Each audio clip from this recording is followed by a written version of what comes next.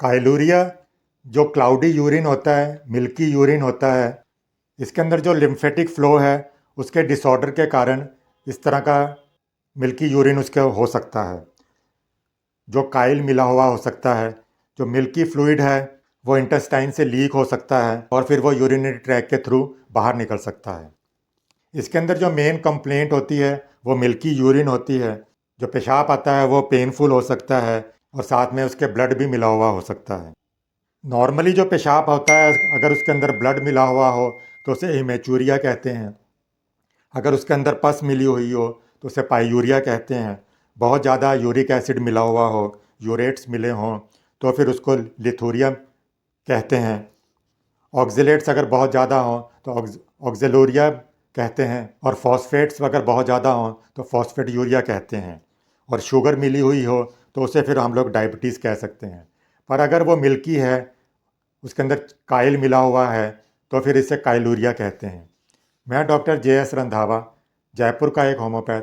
इस वीडियो के अंदर हम लोग काइलूरिया क्या है, वो किस कारण से होता है और उसकी क्या होम्योपैथिक उपचार किया जा सकता है उसके बारे में विस्तार से जानेंगे। इसके अंदर जो उसकी शरीर की चर्बी है उसका इमल्शन हो सकता है, stirred up into a fine emulsion हो सकता है। पेशाब के साथ में फिर वो निकलता है। कभी कभी तो इस तरह से देखकर ये बताना मुश्किल हो जाता है कि पेशाब है या दूध है। कभी कभी उसके साथ में खून निकल सकता है। पेशाब का रंग कभी हल्का गुलाबी हो सकता है, पिंक कलर का दिखाई दे सकता है। कभी कभी इसके साथ में जो चर्बी है, फैट ड्रॉपलेट्स हैं, वो भी इसके अंदर दिखाई देते हैं। साथ में लिम्फ भी दिखाई देता है। किसी बर्तन के अंदर अगर थोड़ी देर उस पेशाब को रख दिया जाए तो उसके ऊपर मलाई भी आ सकती है। उस तरह के लक्षण भी इसमें दिखाई दे सकते हैं। उसके तलवे के अंदर मांड की तरह का पदार्थ दिखाई दे सकता है।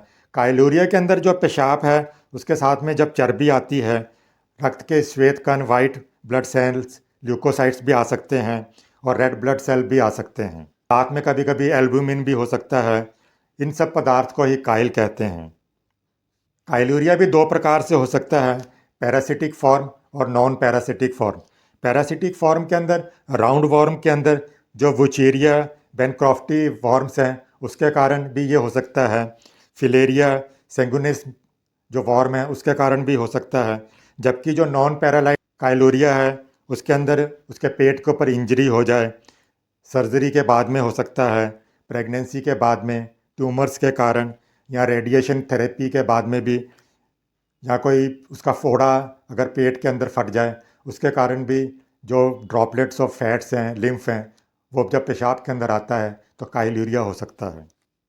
इसके अंदर हम लोग साधारणतः जो होम्योपैथिक मेडिसिन इस्तेमाल करते हैं वो उसके सिम्टम्स के ऊपर बहुत ज़्यादा आधारित होती है। उस व्यक्ति की क्या कॉन्स्टिट्यूशन है, क्या डायथिसिस है, उस पर भी बहुत ज़्यादा निर्भर होती है। इसके अंदर हम लोग जो साधारणतः मेडिसिन इस्तेमाल करते हैं वो है सल्फोनेल मेडिसिन। उसको 3x के अंदर इस्तेमाल करते हैं। पेशाब के अंदर एल्बुमिन आता है, में कास्ट आदि दिखाई दे सकते हैं। पेशाब का रंग पिंक हो सकता है, गुलाबी हो सकता है, लाल भूरे रंग का हो सकता है, ब्राउनिश रेड हो सकता है। लगातार उसको पेशाब करने की इच्छा हो सकती है, किंतु जब भी वह पेशाब करेगा वो कम मात्रा के अंदर ही निकलता है। तो इस दवा का 3x पाउडर के अंदर आता है। पानी के साथ में अगर बार बार इस्तेमाल किया जाए तो रोगी को इससे बहुत ज़्यादा लाभ हो सकता है। ये एक हिप्नोटिक भी दवा है। जब वो दवा का इस्तेमाल करेगा तो उसके बाद में हो सकता है कि वो बेसुध होकर सो भी जाए, तो चिंता करने की कोई बात नहीं है। स्टिलीजिया जो मेडिसिन है इसके अंदर बिना रंग का पेशाब होता है। पेशाब के अंदर जो सफ़ेद रंग का तल है उसके अंदर वो पदार्थ जम जाता है। दूध है, चाय की तरह का पेशाब हो सकता है, घना हो सकता है, गाढ़ा हो सकता है। तो इसकी मदर टिंचर को हम या निम्न शक्ति के अंदर इस्तेमाल करें तो फिर ये लाभदायक होती है। इस काइलोरिया बीमारी को आराम आने में बहुत टाइम लग जाता है। कई तरह की मदर टिंचर्स आदि इसमें इस्तेमाल की जा सकती हैं। उसको भात है, रोटी वगैरह, स्टार्च वाला जो आहार है, पके हुए फल हैं, दूध है, जलीय पेय पदार्थ हैं, उसकी व्यवस्था इसके अंदर करनी चाहिए तो उसको फिर शीघ्र लाभ होगा। इसके अलावा उसको एसिड फॉस मेडिसिन 3x के अंदर भी दे सकते हैं, उससे भी इसको लाभ होगा। इसके अलावा काइलूरिया मेडिसिन के अंदर सिम्टम्स के आधार के ऊपर उसको आयोडियम मेडिसिन दे सकते हैं, काली बाइक्रोम, एसिड फॉस, युवा Urvashi medicine, चैलिडोनियम, सिनाकोनियम, यूप्रेटा पर्फ medicine, lilium, mercurius, phosphorus, इन सब दवाइयों का भी अगर इस्तेमाल किया जाए तो उसके जो काइलोरिया है, ब्लडी जो यूरिन आ रहा है, उसके अंदर उसको राहत मिलेगी।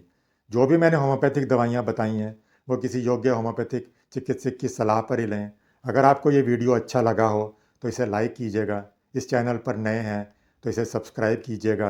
बेल आइकॉन को भी ऑन रखें ताकि जब भी नया वीडियो आए तो वो आपको मिस ना हो। आप इसे अपने दोस्तों रिश्तेदारों में भी शेयर कीजिए ताकि वो भी इसका लाभ उठा सकें। अगर आपका कोई सुझाव हो, कोई प्रश्न हो तो आप कमेंट के अंदर लिख सकते हैं। मैं उसका उत्तर देने की पूरी कोशिश करूँगा। इस वीडियो के अंदर बस इतना ही। मिलते हैं नए वीडियो के अंदर नई रोचक जानकारी के साथ में। तब तक आप खुश रहें, स्वस्थ रहें।